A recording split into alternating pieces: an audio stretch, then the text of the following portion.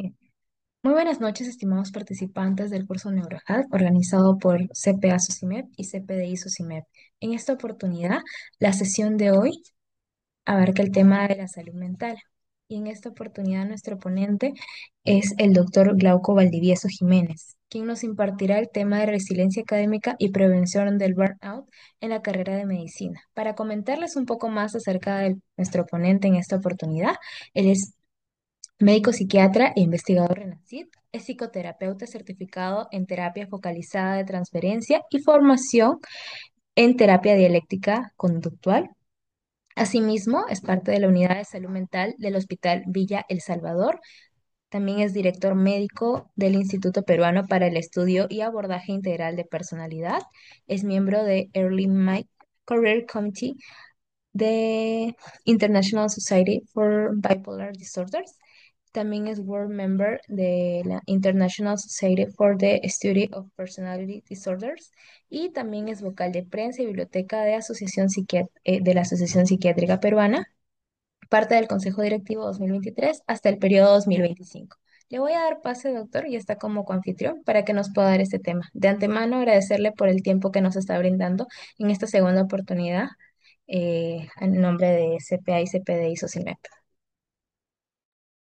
Muchas gracias, Abigail, por la invitación. Muchas gracias a todos también los que están aquí en este espacio para hablar sobre un tema importantísimo relacionado a la salud mental que experimentan los estudiantes de medicina y en general los estudiantes universitarios. Este es un tema bastante común y vamos a explorar a qué nos referimos con ello.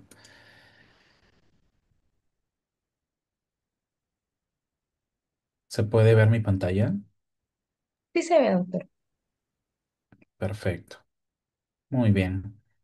Entonces, gracias por la presentación, Abigail, al inicio de esta sesión. El tema que vamos a hablar el día de hoy es resiliencia académica y prevención del burnout en la carrera de medicina. Como mencionaba, este es un tema de suma importancia para todo universitario. Independientemente de la carrera, hay muchas cosas que debemos de saber, en especial de aquellos factores que tienen que ver con el burnout y de cuáles son las consecuencias en la salud mental. El burnout no solamente es exclusivo de la carrera universitaria, sino que en todo momento en donde hay una carga mental eh, constante, ¿no? Y donde hay ciertas exigencias, ciertas condiciones, en interacción con los aspectos de la personalidad, con los aspectos de en sí de la integridad de la persona, puede aparecer el burnout. Bien, primero quisiera comenzar hablando acerca de lo que es la salud mental. Mucho se habla de esto, que la salud mental es esto, es aquello, pero tenemos que tener en cuenta a qué nos referimos con la salud mental, porque su terminología, el hablar de esto está en boga y bueno, no es no es para hacerlo de menos, porque la salud mental es importantísima en las comunidades, en sociedad y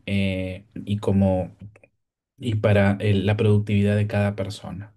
La salud mental es concebida como un proceso dinámico de bienestar que permite a las personas desplegar sus habilidades, afrontar el estrés normal de la vida, el trabajar de manera productiva y fructífera y hacer una contribución significativa a sus comunidades.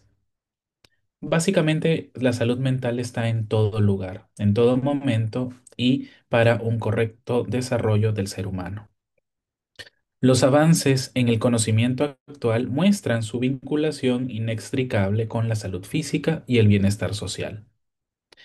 Esta interrelación entre lo físico y lo mental indica que entonces la salud mental es decisiva para asegurar el bienestar general y el progreso de las personas, familias y colectividades, incluyendo poblaciones como la estudiantil.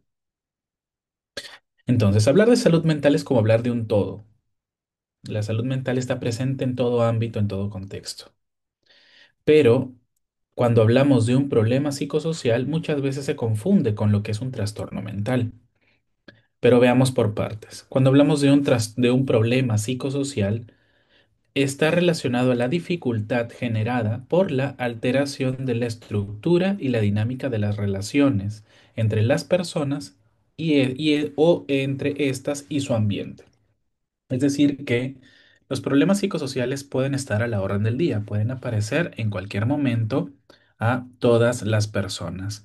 Por ejemplo, un problema generado dentro del núcleo familiar, problemas familiares, problemas con un padre, con una madre, con un hermano, relacionados a el vínculo, es un problema psicosocial y que genera un impacto en la salud mental. Un problema económico que genera cierto impacto a nivel de la salud mental es un problema psicosocial. Así que todas las personas estamos expuestas a pasar por algún problema psicosocial. Ahora, cuando hablamos de un trastorno mental y del comportamiento, es una condición mórbida que sobreviene en una determinada persona, afectando en intensidades variables el funcionamiento de la mente y el comportamiento, el organismo, la personalidad y la interacción social, en forma transitoria o permanente. Esto de acuerdo a cada diagnóstico, a cada forma clínica de cómo los trastornos mentales aparecen en la vida de cada uno. Pero acá hay algo importantísimo, es de que el trastorno mental y del comportamiento tiene esta denominación de trastorno, es debido a que hay algo importante que lo diferencia de un problema psicosocial. Y es que el trastorno mental se caracteriza porque altera el funcionamiento de la persona en diferentes ámbitos de su función, de sus áreas de desarrollo de todo ser humano, a nivel familiar, a nivel académico, a nivel laboral, a nivel de relaciones interpersonales, a nivel de pareja, que son las áreas vitales en las que todo ser humano se desarrolla. Y por lo tanto, un trastorno mental y del comportamiento se denomina como tal porque estos problemas psicosociales han tenido un impacto en la salud mental tan graves que ha generado una alteración en el funcionamiento. Y esta es la naturaleza del por qué el trastorno mental se diferencia de otras denominaciones como problema de salud mental o problema psicosocial, etcétera. Así que esto es importante de tenerlo en cuenta, chicos.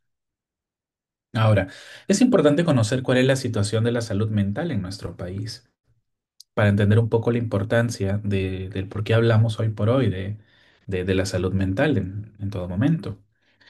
Y es que si nosotros nos remontamos hace algunos años de cómo aparece el Plan Nacional de Fortalecimiento de los Servicios de Salud Mental, y como seguramente muchos de ustedes conocen que hay centros de salud mental comunitario que se están aperturando cada vez más en nuestro país, en especial en las zonas más internas de nuestro país, en provincias, es debido a que hay data que nos advierte de ello, de que las enfermedades neuropsiquiátricas ocupan el primer lugar de las enfermedades que tienen una mayor carga de enfermedad, ¿no? Y que por lo tanto afectan el funcionamiento de las personas, llegando a la discapacidad. Y vemos que las enfermedades neuropsiquiátricas están en un primer lugar y vemos otras enfermedades por debajo de esta. Entonces, si hacemos una lista de aquellas enfermedades que genera mayor número de años perdidos por categoría de enfermedad, tenemos que la depresión unipolar, lo que es conocida como la depresión mayor, se encuentra en segundo lugar en comparación a otras, ¿no? O sea, y que su calificación como una de las enfermedades que más generan discapacidad, estar en un segundo lugar es terrible, porque esto hace de que las comunidades tengan una mayor atención de cómo es que los problemas psicosociales pueden impactar y pueden desencadenar un problema tan severo como lo que es la depresión en las personas. El problema de salud mental que mayor carga de enfermedad genera es entonces la depresión unipolar, chicos, que causa la pérdida de 224.535 años de vida saludables, determinando 7,5 años perdidos por cada 1.000 habitantes, especialmente en el componente de discapacidad. Ahora, si lo comparamos con la data de lo que hay en el mundo, la situación de salud mental, bueno, no es tan diferente a como lo vemos en el Perú, pero tenemos que la depresión y los trastornos de ansiedad ocupan el primer lugar de las enfermedades que más generan discapacidad. Si lo vemos entonces por regiones en nuestro país, tenemos que es Ayacucho, Puerto Maldonado, Iquitos y Tumbes los que ocupan los primeros 4 lugares en donde hay una mayor prevalencia anual de algún trastorno mental en comparación a los otros lugares de nuestro país. Ahora, existen brechas en el tratamiento para los diferentes países de América Latina y el Caribe, y un lugar central tiene nuestro país. Cuando hablamos de brechas, hablamos de que hay barreras en el acceso a los servicios de salud mental y que se mide a través de cuantificar las personas que necesitan atención de salud, las que ingresan al sistema y las que no ingresan. O sea, de que hay un espacio, hay una barrera que impide que las personas puedan acceder a un tratamiento oportuno y de calidad. Y entre esas enfermedades dentro del área de salud mental que están involucradas en ello, tenemos a los trastornos de ansiedad ocupando un primer lugar, luego los trastornos por consumo de alcohol, la depresión y la esquizofrenia. Ahora, en el Perú, las brechas de tratamiento también se muestran como lo que vemos aquí, ocupando el primer lugar los trastornos por consumo de alcohol. Luego tenemos la depresión, tanto en la infancia como en el adulto, los trastornos de ansiedad, los trastornos de la conducta, los trastornos psicóticos. ¿Y a qué se deben entonces estas brechas? A que hay una escasa disponibilidad de servicios de salud mental en las redes de servicios de salud y los hospitales, o escasos recursos humanos en salud mental y son insuficientes en lugares de provincia. Y básicamente los servicios están centralizados. Y también hay una búsqueda tardía de tratamiento por problemas de salud mental. Las personas no están totalmente concientizadas acerca de la importancia de velar por la salud mental. Y la inversión es insuficiente en salud mental de la población. Y por lo tanto, cuando uno crece con estas carencias, no le da el lugar que se merece a la propia salud mental de uno. Entonces, viendo cuáles son estas barreras, estas brechas de tratamiento, nos damos cuenta de que si es que en el sistema de salud hay serias deficiencias para poder acceder a servicios de calidad, a servicios oportunos en salud mental, con mayor razón lo hay en las instituciones públicas que no son de salud, como las universidades, los colegios e instituciones que lidian con las interacciones sociales y de aprendizaje de las personas, en este caso, los alumnos. Ahora, pasamos a lo siguiente. Ya vamos definiendo qué es el burnout entonces. El burnout es un síndrome multifactorial caracterizado por agotamiento emocional, despersonalización, es decir, referido al trato distante o cínico hacia los pacientes, ¿no? Por el cansancio, por el mismo agotamiento que uno tiene frente a la actividad o el trabajo que uno realiza. Y también caracterizado por una baja realización personal. Surge como respuesta al estrés crónico en el contexto académico y clínico. ¿Y cuáles son las consecuencias de ello? De que afecta el desarrollo profesional, el cuidado al paciente y la salud personal del estudiante. No solamente a nivel emocional del alumno, sino el cómo éste se muestra y cómo se va a comportar en el trato con los demás, en especial con el paciente. Ahora, veamos un poco sobre la epidemiología y su impacto. que llega a tener. En Estados Unidos, donde figura la mayor cantidad de data acerca del burnout, tenemos que entre un 35 al 45% tienen alto agotamiento emocional, el 26 al 38% con alta despersonalización y 45 al 56% de los estudiantes de medicina cumplen con criterios de burnout. Hay una mayor prevalencia en años avanzados de la carrera, ¿no? Y esto tiene sentido porque también la complejidad y las responsabilidades incrementan a medida que se avanza en la carrera. Comparados con los pares no médicos, los estudiantes de medicina tienen más burnout y una peor salud mental. Entonces, este va a generar un impacto. ¿De qué manera? Asociado a ideas suicidas, abuso de alcohol, menor empatía, deshonestidad académica y profesional, y el riesgo de errores médicos. Y en el peor de los casos también de que la ética y la moral, siendo estudiante de medicina, pueda también esto ser un motivo de malas praxis o de desmotivación que finalmente impacta en el cómo tratamos a los pacientes. Ahora, ¿qué manifestaciones y consecuencias relevantes aparecen cuando se está cocinando el burnout? Las manifestaciones principales que tenemos son de que el alumno muestra un cansancio extremo, muestra cinismo, desinterés, pérdida de la motivación con sus estudios, con los demás y con el paciente. También aparecen dificultades cognitivas, como alteraciones en la concentración, en el aprendizaje. Incluso el alumno comienza a expresar de que le cuesta mucho más en comparación a otros que no están pasando por burnout, le cuesta mucho más el ponerse al día o de tratar de entender o adquirir conocimientos de aquella materia o de aquello que está tratando de estudiar.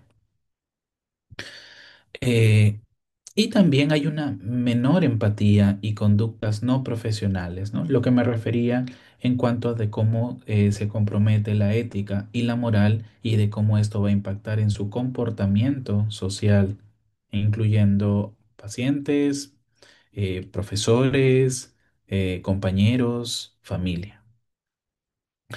Y en cuanto a las consecuencias personales, pues aparecen alteraciones psicopatológicas como las ideas suicidas, abuso de sustancias, conflictos en las relaciones e incluso también accidentes, muchos de estos relacionados al consumo de sustancias o a la desconcentración.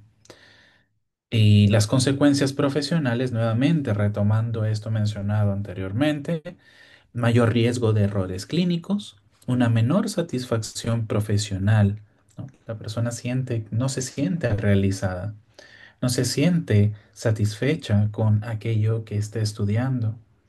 Y finalmente esto puede llevar al abandono de la carrera.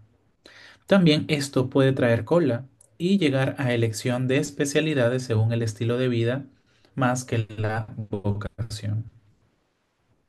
¿No?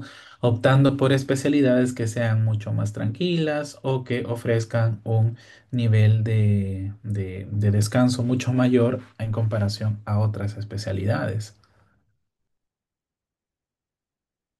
Bien, entonces, ¿cuáles son las causas que conocemos acerca del burnout? Los factores del entorno académico y clínico pueden llegar a ser como la carga excesiva de trabajo y el volumen de estudio, así como la competencia intensa y sistemas de calificación rígidos, ¿no? Hay algunas universidades o algunas carreras que son conocidas porque sus sistemas de calificación flexibles y tienden a ser muy duros. Al llegar a sentirse desmotivado, principalmente por la falta de apoyo, por una organización deficiente y el clima hostil que se vive. También un maltrato o trato despectivo por parte de los docentes o residentes cuando uno está realizando el externado o el internado puede llegar a ser una causal de burnout. En cuanto a factores personales y socioeconómicos, tenemos de que pueden haber deudas educativas y problemas financieros. Uno nunca sabe lo de nadie y muchas familias se esfuerzan por tratar de sostener los estudios de calidad de de los chicos estudiantes. Así también los eventos vitales estresantes como enfermedad, conflictos familiares. Uno nunca está libre de que estas situaciones puedan aparecer en el núcleo del hogar. También la falta de tiempo personal y el aislamiento social. Ahora, los factores estructurales del sistema. Tenemos escasa autonomía y supervisión inadecuada, incertidumbre sobre el futuro profesional, en especial cuando uno se está acercando a la finalización del pregrado, cambios en el sistema de salud y el aumento de las exigencias, ¿no? Que está muy relacionado también a un ambiente de aprendizaje negativo y cuando hay una carga excesiva de trabajo. Entonces, en conjunto, el ambiente de aprendizaje y trabajo es el principal determinante del burnout, más que las características individuales. Como pueden ver, según el concepto de lo que es el burnout, es un síndrome multifactorial. Si bien es cierto, el ambiente de aprendizaje y el trabajo son los principales determinantes, no están excluidas las interacciones con los diferentes factores que hemos mencionado hace un momento. Ahora, ¿cuál es la situación del burnout en estudiantes de medicina peruanos? Estuve realizando una búsqueda acerca de cuál es la data que tenemos según estudios acá en nuestro país y habían varios estudios interesantes. Un estudio en el 2015 que fue realizado por Nakanda Kari y su equipo de trabajo, este más bien incluyó a 9 sociedades científicas de medicina, justamente SOCIMEP, en donde se incluyeron para su estudio a 158 estudiantes miembros de la sociedad científica. En cuanto a sus hallazgos principales, identificaron que el 57,6% presentaron burnout, ¿no? Que tenían más de uno o uno más criterios. El 30,4% tuvieron dos a más criterios. Aquellos que presentaban agotamiento emocional severo en un 24,1%, aquellos que presentaban despersonalización severa en un 45,6%.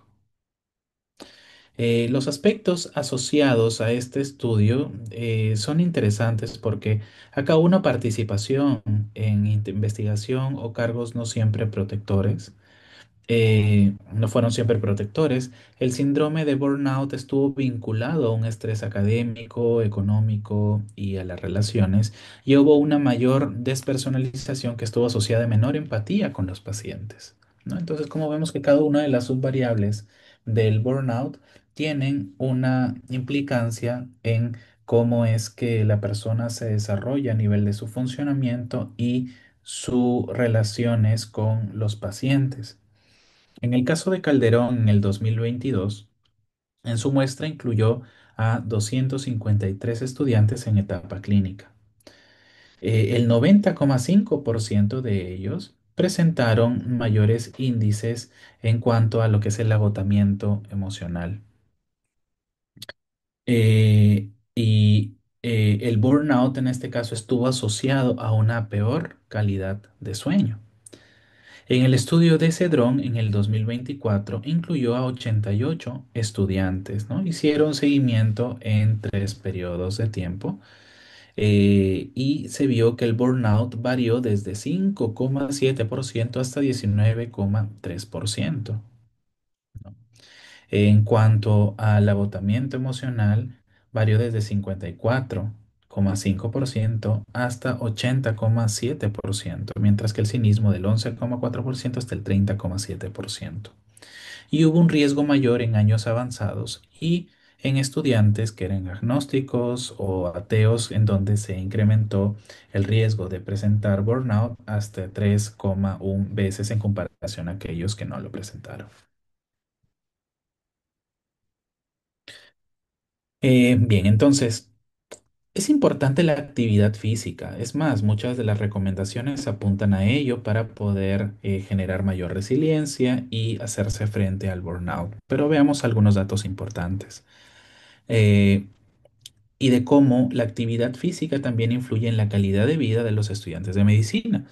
En ese sentido, tenemos que los estudiantes de medicina tienen un mayor riesgo de burnout y que se duplica este riesgo en el tercero o a sexto año y va aumentando exponencialmente a medida que avanza la carrera. Tienen 8 a 11% menor calidad de vida que los estudiantes que no se dedican al área de la salud, ¿no? O no médicos. Y el burnout y una baja calidad de vida se asocian a errores en la práctica clínica, ¿no? Teniendo en cuenta estas premisas, se realiza este estudio en donde más bien esto fue una revisión sistemática, en donde se incluyeron a 18 estudios, sumando todos los participantes fueron alrededor de 11.500 estudiantes de diferentes países, hasta 13 países. Se incluyeron 17 estudios transversales y un estudio de cohortes. Aquí se estudiaron se estudió el impacto según evaluaciones psicométricas empleadas en estos estudios para medir el burnout y la calidad de vida. Y tenemos entonces que la actividad física se asoció a un menor burnout, ¿no? Siendo este un efecto pequeño a medio. La actividad física, asimismo, se asoció a mayor calidad de vida y esto estuvo presente en varios dominios del estudio. Hay evidencia de que hay un efecto dosis-respuesta. ¿A qué nos referimos con esto? De que hay mayor intensidad, frecuencia y volumen, ¿no? Que trae mejores resultados. Y el ejercicio aeróbico mostró un mayor beneficio que la fuerza. La actividad física es un factor finalmente protector que es clave contra el burnout y que mejora la calidad de vida en los estudiantes de medicina. Y entonces, ¿cómo es que aparece acá el rendimiento académico cuando una persona está con burnout? Tenemos que en cuanto a su prevalencia, el 7,3% de los estudiantes presentó burnout académico en este estudio, el 45,3% agotamiento emocional y un 8,5% despersonalización y con mayor prevalencia en los varones. El burnout se relacionó con mayor malestar psicológico, ¿no? Traduciéndolo como más somatización, ¿no? En mayores índices de depresión y de ansiedad. Y la mayor prevalencia del agotamiento emocional en quienes tenían malestar psicológico fue de un 69,3%. Esto tuvo un impacto en el desempeño académico. El burnout en sí no se asoció directamente con peores calificaciones, pero tuvo un efecto indirecto. Solo las mujeres con somatización clínica tuvieron notas significativamente más altas. Pero acá, en la conclusión de este estudio, nos dice que el burnout académico se vinculó más con afectación en la salud mental, como mayores índices de ansiedad, depresión, agotamiento, y que más bien a través de esa vía fue que tuvo un impacto disminuyendo el rendimiento académico en los estudiantes. Ahora, burnout y conducta suicida, ¿no? En este estudio que realizado en Corea del Sur, se incluyeron a 2.060 participantes. En estos, la ideación suicida estuvo presente en 16,7% y el intento suicida en 1,4%. Al hacer un análisis multivariado para identificar factores asociados a ideación suicida, tuvimos de que el burnout fue alto, ¿no? El burnout fue alto y que a su vez esto se relacionó a hasta 3,11 veces más para que aparezca ideación suicida, ¿no? Eh, Aquellas personas que tuvieron depresión ¿no? Tuvieron 7,10 veces más riesgo de presentar ideación suicida, asimismo con ansiedad, ¿no? Teniendo más bien 2,27 veces, y la insatisfacción con la carrera médica en un 1,78 veces el riesgo de presentar ideación suicida. En cuanto a las conclusiones en este estudio, el burnout se asoció significativamente con la ideación suicida y vemos puntajes altísimos, vemos un riesgo incrementadísimo en aquellos que tienen depresión y también ansiedad, y señala la necesidad de que existan programas de apoyo psicosocial y la reducción del estrés académico. Ahora, hablemos sobre la resiliencia. Hemos hablado sobre cómo es que hay diferentes factores en la vida del estudiante que pueden generar burnout, pero la resiliencia es esta otra cara, otra cara que nos permite hacernos frente a la adversidad, en especial cuando estas adversidades ocurren en el entorno académico. Su concepto es de que es la capacidad de afrontar y recuperarse de situaciones adversas académicas, emocionales y personales. Incluye tolerancia al estrés, tenacidad y autoconfianza. ¿Ok? Entonces, se han visto en estudios de que hay mayor resiliencia en aquellos que son de sexo masculino, según la data, mayor actividad física, aquellos que realizan actividades extracurriculares y que no solamente están inmersos en lo académico, aquellos que tienen buenas relaciones con docentes y compañeros y aquellos que han elegido la carrera de manera libre y voluntaria. Y aquellos que tienen una menor resiliencia son aquellos que pues han tenido fracasos académicos previos. La carrera que están estudiando ha sido impuesta por los padres o por alguna figura familiar, ¿no? Y que también hay una percepción de un alto nivel de dificultad. Y también cuando hay conductas de riesgo. Y dentro de lo más común y de lo que se piensa que es lo más saludable en comparación de toda la exposición a las sustancias psicoactivas, aquellos que consumen tabaco. Y la resiliencia tiene un rol, su desarrollo, su fortalecimiento va a ayudar en muchos sentidos en la salud mental del estudiante, porque la resiliencia va a protegernos contra la depresión, la ansiedad y en especial del burnout, porque hay una correlación negativa moderada con los síntomas psicológicos, es decir, que a mayor resiliencia, un menor desarrollo de estos síntomas. Favorece también una mayor satisfacción con la vida y una mejor calidad del sueño. Y porque la resiliencia funciona como un factor protector estable a lo largo de la formación médica.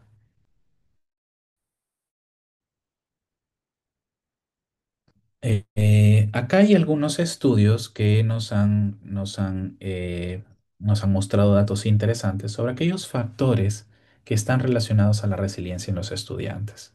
Los factores que están asociados positivamente son el de ser de sexo masculino, el de estar inmerso en actividades extracurriculares, el que haya buenas relaciones con docentes y compañeros y el ejercicio físico. Así que esto de cajón, chicos.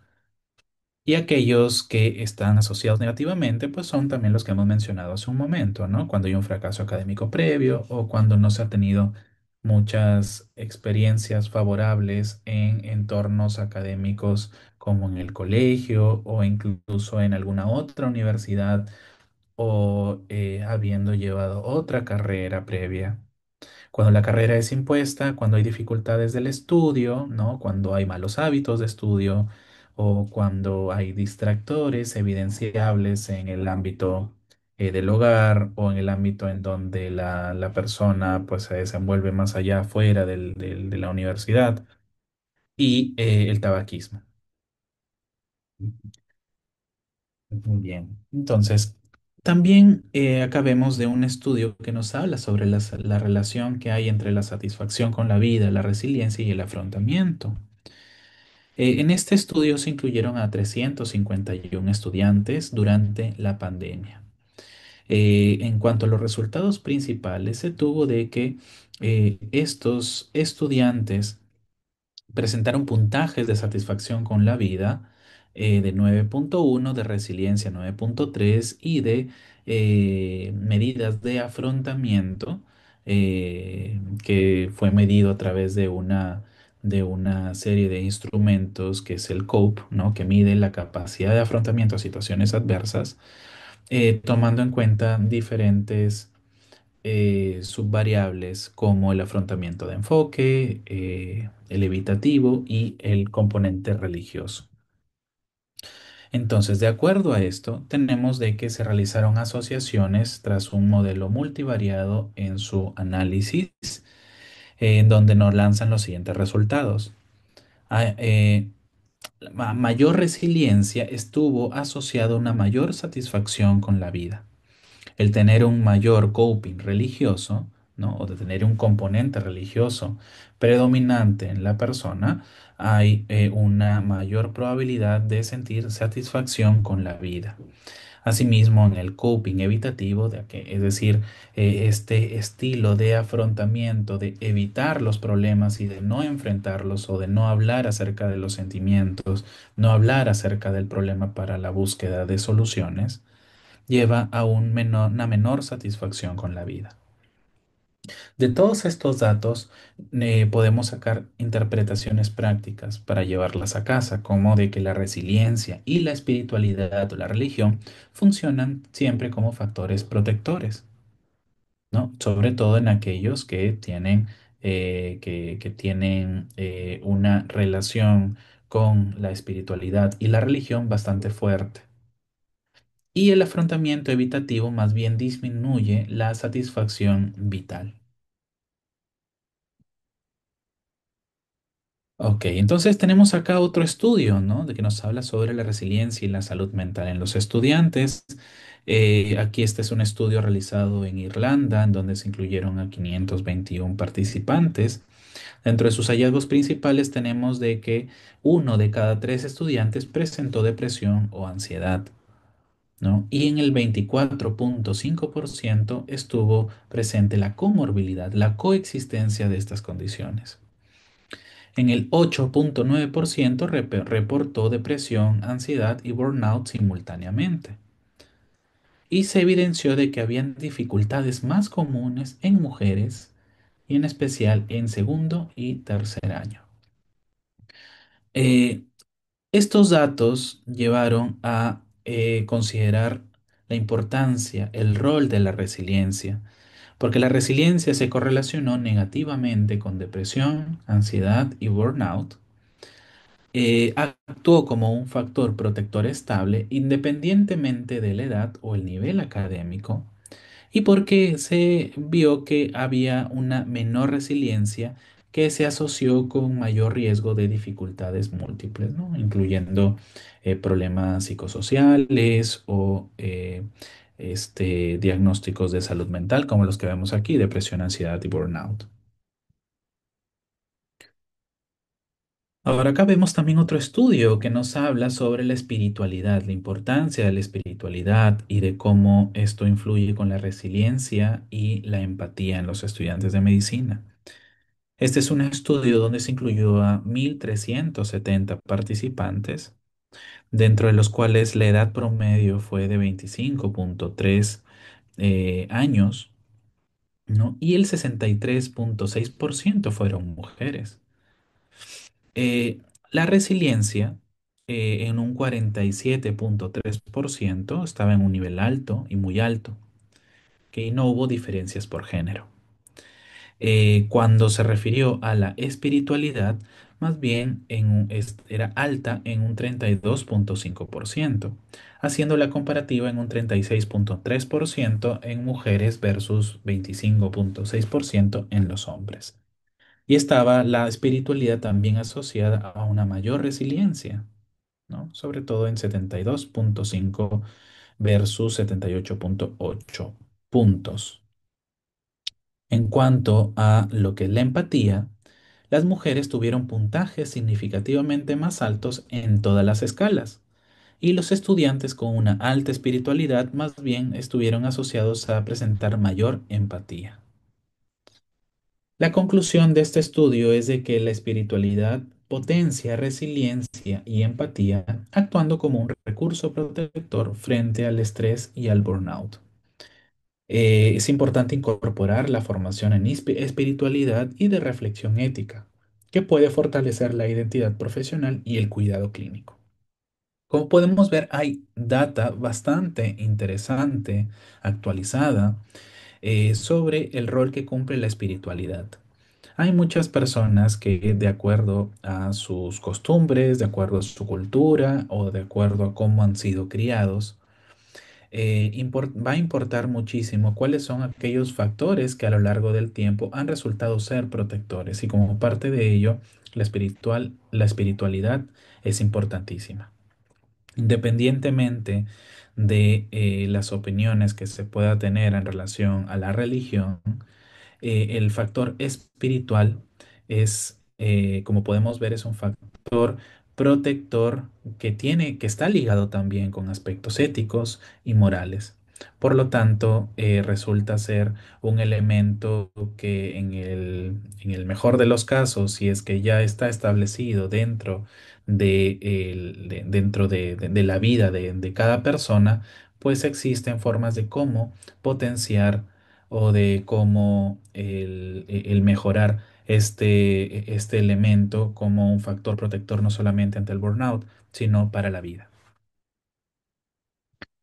Ahora, conociendo todos estos datos, chicos, acá les comparto algunas estrategias para el manejo del burnout, ¿no? Porque finalmente tenemos que fomentar la resiliencia ante situaciones desafortunadas que pueden aparecer en cualquier momento y más aún en un contexto demandante, en un contexto duro muchas veces, como es la vida universitaria, en especial del estudiante de medicina. ¿Qué cosas podemos hacer a nivel individual? Podemos realizar un entrenamiento en mindfulness y meditación, lo cual existen estudios que han comprobado de que esto reduce tremendamente el estrés y los síntomas del burnout. Existen diferentes instituciones, existen formaciones que entrenan en mindfulness y meditación, incluyendo también el yoga. A estas alturas la evidencia es bastante amplia que la disponibilidad de ello es cada vez mayor en diferentes instituciones.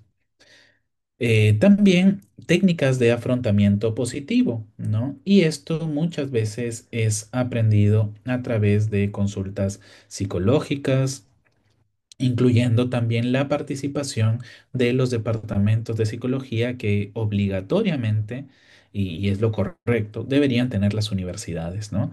Para el aprendizaje de técnicas de afrontamiento positivo, que va a involucrar el mecanismo de la reestructuración cognitiva, el manejo del tiempo, el autocuidado, la organización y tener mejores hábitos para poder realizar todas las actividades que demanda la carrera. También el ejercicio físico y las actividades extracurriculares. Chicos, no todo es estudiar. No todo tiene que ver con el estar solamente pensando en los estudios, lo cual, bueno, el estudiar es parte de la meta para llegar a finalizar la carrera, pero durante esos 6 o 7 años en donde uno estudia la carrera, se requieren de implementar diferentes habilidades, de experimentar diferentes cosas que al fin y al cabo van a estimular el bienestar emocional y la resiliencia de cada uno de los estudiantes. De esta manera también uno se siente mucho más realizado. Y también el apoyo espiritual o religioso es importante, sobre todo en aquellos que son creyentes, en aquellos que, independientemente de la religión, el factor espiritual es importantísimo, es un factor protector y como hemos visto ha disminuido el riesgo de que se desarrolle el burnout y problemas de salud mental. lo cual esto no hace que sea que una persona siendo más religiosa sea inmune al presentar un problema de salud mental a lo largo de la vida, sino que disminuye el riesgo, obviamente asociado a otros factores protectores, incluyendo el ejercicio, actividades extracurriculares o el desarrollar mejores estrategias de afrontamiento ante el estrés.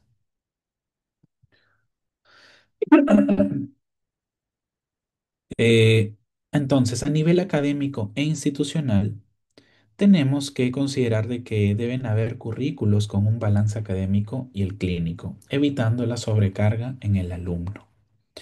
Mayores espacios de apoyo psicológico que sean accesibles y libres de estigma. Y para eso deben existir los departamentos de psicología en las universidades, así como también de psiquiatría. Deben haber también programas de mentoría y tutoría para el acompañamiento académico y emocional. No sé si en sus universidades existirán programas de mentoría, pero es importante porque el mentor ayuda no solamente a orientar académicamente o a nivel educacional al alumno, sino también orientarlo en situaciones que son difíciles de manejar en el ámbito emocional e interpersonal. Eh, También intervenciones grupales son importantes y también los departamentos de salud mental en las universidades deben de fomentar el que se implementen workshops de resiliencia o habilidades socioemocionales, porque finalmente todo esto suma y ayuda a aumentar la resiliencia. Que haya una cultura universitaria de cooperación más que la competitividad. Entonces, la evidencia nos dice de que las intervenciones basadas en mindfulness y la resiliencia grupal mostraron reducción moderada en el agotamiento emocional. Factores protectores tenemos cuando se fomenta buenas relaciones con los docentes y los pares, elección vocacional libre y cuando hay hábitos saludables, ¿no? Y la resiliencia funciona como un amortiguador del burnout, mejorando el bienestar y la satisfacción con la vida. Listo. Muchas gracias. Muchísimas gracias, doctor, por la ponencia. Vamos a dar un espacio para que los participantes puedan realizar alguna pregunta en caso la tengan.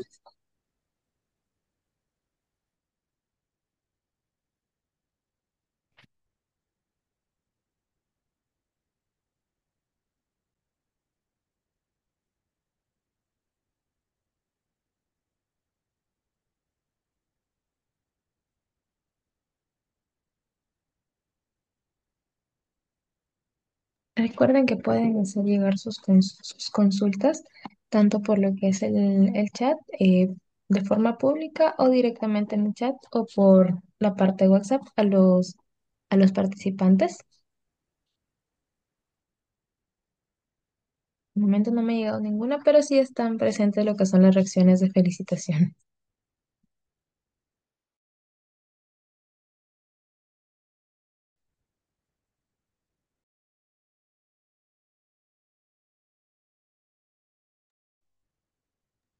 Tenemos una manita levantada.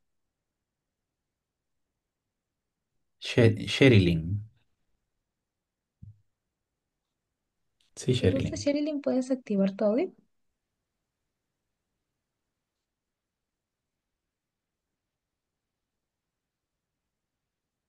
Tal y como aprendido tu audio, pero no te logramos escuchar. ¿Puedes hablar un poquito más fuerte, por favor?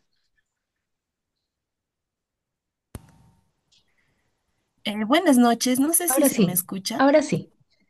Sí. Sí. Buenas noches, doctor. Bueno, mi consulta en función al tema que usted ha tocado, que me parece bastante interesante, quisiera saber cómo podríamos generar la resiliencia desde nuestros hogares o tal vez también por poder apoyar tal vez si algún familiar está pasando por esto. Ujú. Bueno, interesante la pregunta. Muchas gracias, Sherilyn. Bueno, como hemos visto, la resiliencia siempre se va a fortalecer cuando uno se desarrolla o convive con otros en un espacio saludable. ¿Cómo podemos fomentarlo desde casa? Bueno, fomentando los espacios de comunicación, fomentando los espacios de transmisión de, de cómo uno se siente, de incluso desde situaciones cotidianas como la correcta transmisión de opiniones, del respeto hacia las opiniones ajenas, la validación, que es necesario aprender a cómo validar, el validar cómo es que una persona se siente desde su experiencia frente a algo que tal vez solo esa persona tiene una experiencia particular, pero nosotros con una escucha activa, mostrando empatía, mostrando interés en el cómo uno se siente y expresa, el cómo, cuál es su experiencia frente a algo. Todos esos aspectos son necesarios para fortalecer la resiliencia. Y finalmente, cuando uno fomenta estos espacios saludables de comunicación, uno va a tener una mayor seguridad de poder comunicar y de acudir a estas personas dentro del hogar ante situaciones que en algún momento pueden ser difíciles de afrontar. Fomentar la resiliencia no es solamente el que uno va a permanecer fuerte frente a algo que es adverso o que generó un problema significativo, sino también tener la oportunidad de comunicar y acudir a las personas que le rodean, sobre todo de su núcleo inmediato, que es la familia, para poder recibir el apoyo necesario. El ser resiliente también implica que uno sea capaz de reconocer que hay un problema y que necesita de acudir a otros para poder recibir el apoyo que uno necesita. Porque nosotros como seres humanos, viviendo en sociedad, no podemos andar por ahí solos. Eh, lo ideal es el de fomentar mejores vínculos y de lograr un fortalecimiento en cuanto a nuestras redes de apoyo. Y si no tenemos, bueno, en el núcleo familiar, por diferentes circunstancias que pueden haber, lo cual ocurre, podemos fomentar estas redes de apoyo en aquellos que también están, que forman parte de nuestra vida como amistades u otros familiares, incluso la pareja, pero finalmente partiendo desde la premisa de que a mayor validación, mayor capacidad de comunicar, mayor confianza y por lo tanto una mayor resiliencia que nos va a ayudar a afrontar situaciones adversas de una manera más efectiva. No sé si respondí a tu pregunta, Shirley. Sí, muchas gracias, doctor. Gracias. Creo que hay otra pregunta. Sí, doctor. La pregunta es de Nashili. Nos menciona, doctor, buenas noches. En el caso de personas con autismo, ¿cómo es su percepción frente a conflictos emocionales y cómo llegan ellos a desarrollar resiliencia? Muchas gracias. Ok, bueno, en el caso de personas con autismo, bueno, hay diferentes variantes sobre la neurodivergencia que se manifiesta pues, en el autismo. La percepción que tienen las personas frente a conflictos emocionales, bueno, habría que definir qué son conflictos emocionales, pero básicamente la manera de expresar de las personas con autismo es muy particular y que no son habitual, o sea, sus manifestaciones no son de la misma manera a las personas que son neurotípicas, pero tiene que ver mucho de cómo es su capacidad de afrontamiento a estas situaciones. Y a veces uno cuando no sabe que una persona tiene autismo, puede quizás llegar a pensar muchas otras cosas más porque su manera de actuar no es, no, o su manera de enfrentar los problemas o de expresar no es lo habitual, ¿no?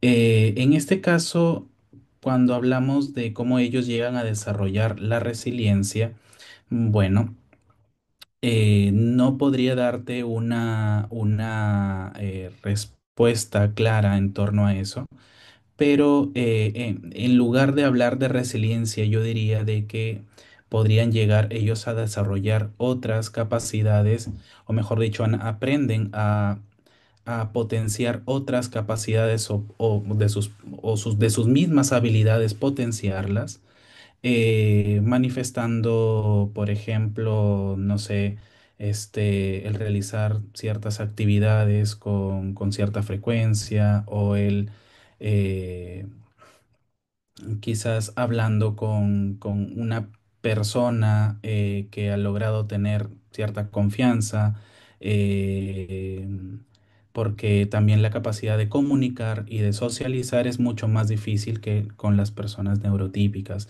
Entonces, la capacidad de resiliencia, diría de que cambiar esto de la resiliencia sería como el mejorar diferentes eh, habilidades o potenciarlas, pero que requiere un poco más de trabajo especializado eh, que, que ya escapa a lo que es de los neurotípicos. No podría dar yo una respuesta clara en torno a ello porque es un trabajo mucho más especializado cuando se trata de autismo.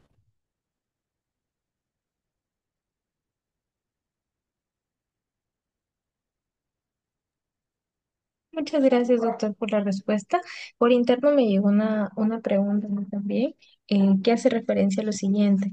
De forma práctica, ¿qué hábitos considera usted saludables que deberían incorporar los estudiantes de medicina en su rutina y qué lectura tal vez recomienda para profundizar en el tema? Mm, ¿Qué hábitos? Bueno, los he mencionado. Bueno, desde primera mano, el realizar toda actividad extracurricular que forme parte de los gustos personales de uno. Toda actividad, por más simple que pueda llegar a aparecer frente a los ojos de los demás, es totalmente válida. Eh, con mayor razón aquellas actividades que tienen que ver con interrelaciones con otros.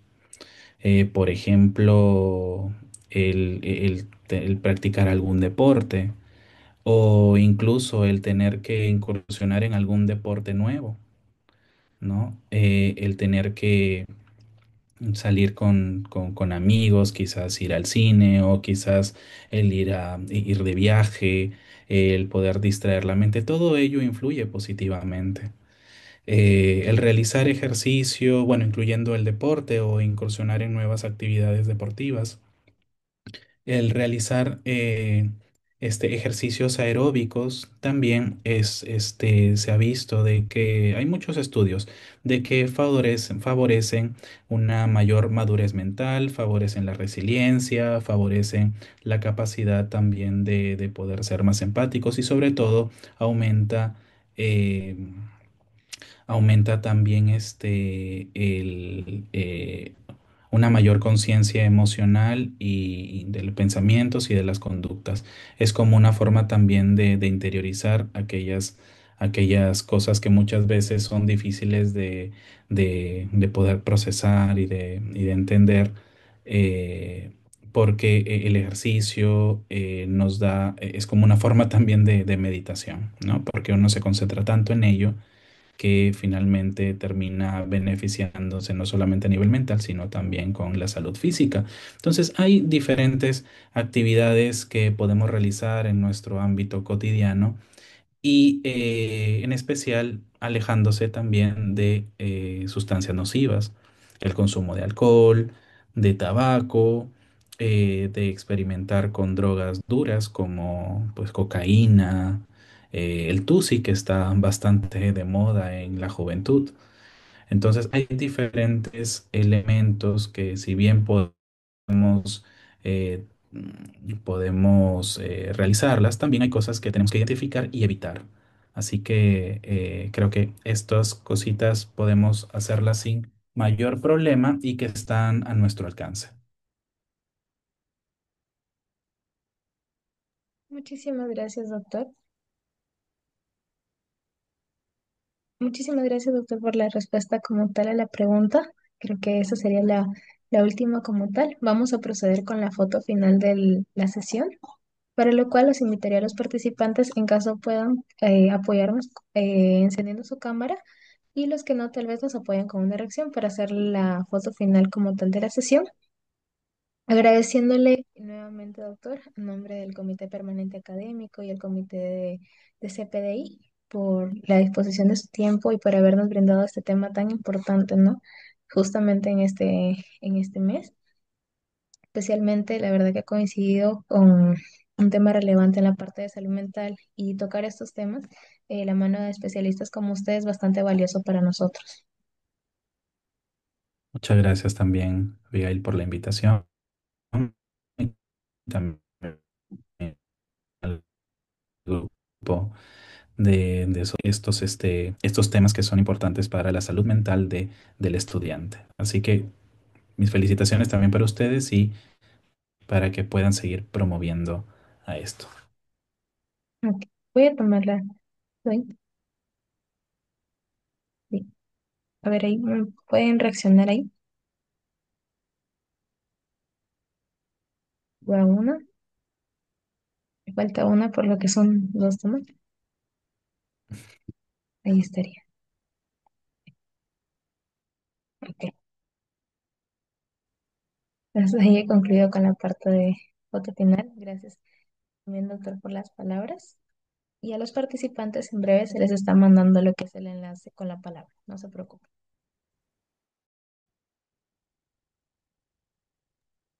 Esperamos encontrarnos nuevamente en una próxima actividad con usted, doctor. Muchas gracias. Gracias, gracias chicos. Que les vaya bien.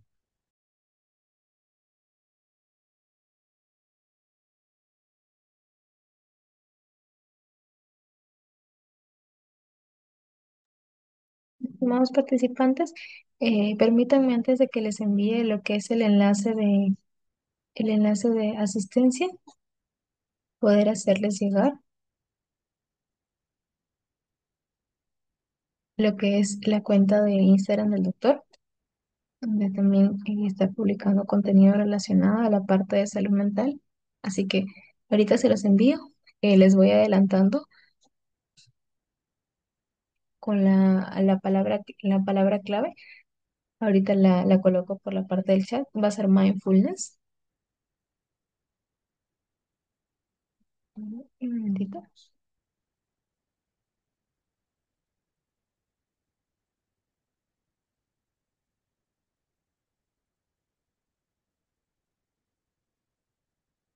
Ahora le escribo y les envío la cuenta del doctor